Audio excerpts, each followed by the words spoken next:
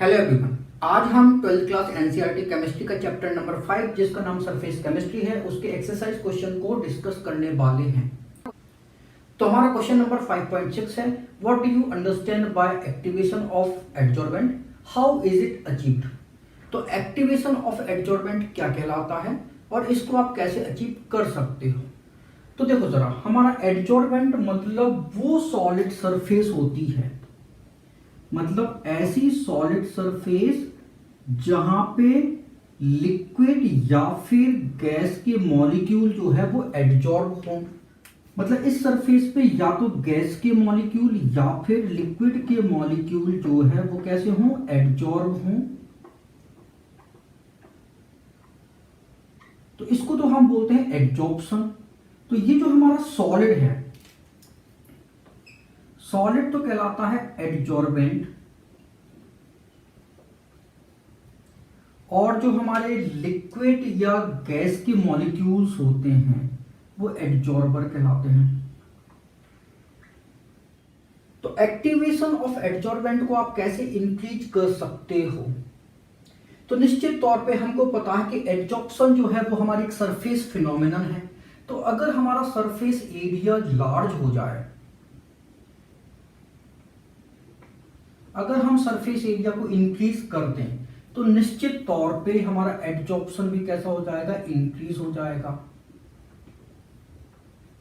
इसका मतलब है कि सरफेस एरिया जो है वो डायरेक्टली प्रोपोर्शनल टू एडजॉर्प्शन। अगर सरफेस एरिया लार्ज है तो एडजॉर्प्शन भी हाई हो जाएगा। तो सरफेस एरिया को हम हाई जो है वो किन किन तरीकों से कर सकते हैं। तो देखो जरा, ये हमारा सॉलिड है, तो ये हमारा सॉलिड है, अभी इसकी सरफेस कैसी है, प्लेन है। तो अगर हम इसकी सरफेस को रफ कर दें तो निश्चित तौर पे इसका सरफेस एरिया इंक्रीज हो जाएगा। तो अब हम सरफेस जो है वो रफ कर रहे हैं।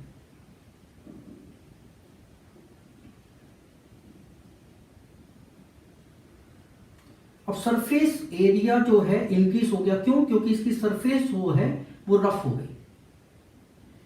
तो पहला तो है कि अगर आपने रफ सरफेस की तो सरफेस एरिया इंक्रीज हो जाएगा, मतलब एडजॉर्प्शन भी इंक्रीज होगा।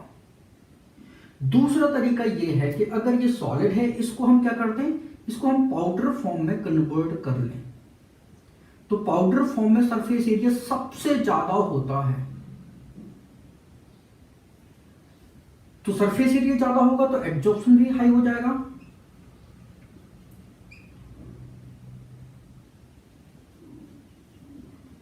तो सॉलिड को हम पाउडर्ड फॉर्म में कन्वर्ट कर लें तो उसका सरफेस एरिया इंक्रीज हो जाएगा, जिस कारण उसका एडजॉर्प्शन भी हाई हो जाएगा। और जो हमारी थर्ड टेक्निक है, जैसे ये सॉलिड है, इस पे पहले से ही गैस या लिक्विड जो है वो एडजॉर्ब हुए हैं, तो इसका सरफेस एरिया तो पहले से भरा हुआ है। अब और लिक्विड या गैस के मॉलिक्यूल्स एडजॉर्ब नहीं हो पाएंगे।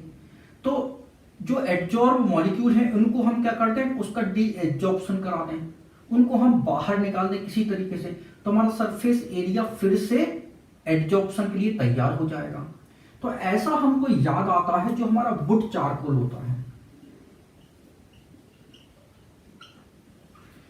ये बहुत ही पॉइजनस गैसों को क्या करता है, एडजॉर्ब करता है। तो वुड चारकोल का यूज कहां करते हैं, ये पॉइजनस गैस को एडजॉर्ब कराने में इनका यूज करते हैं।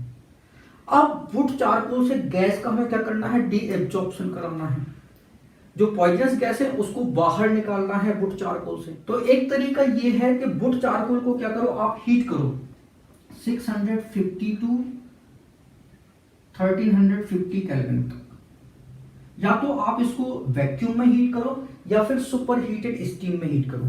तो गैसें जो है वो वुड चारकोल से बाहर निकल जाती हैं, जिसके कारण वुड चारकोल आप फिर से यूज कर सकते हो। तो ये कुछ तरीके हैं एक्टिवेशन ऑफ एडजॉर्बेंट।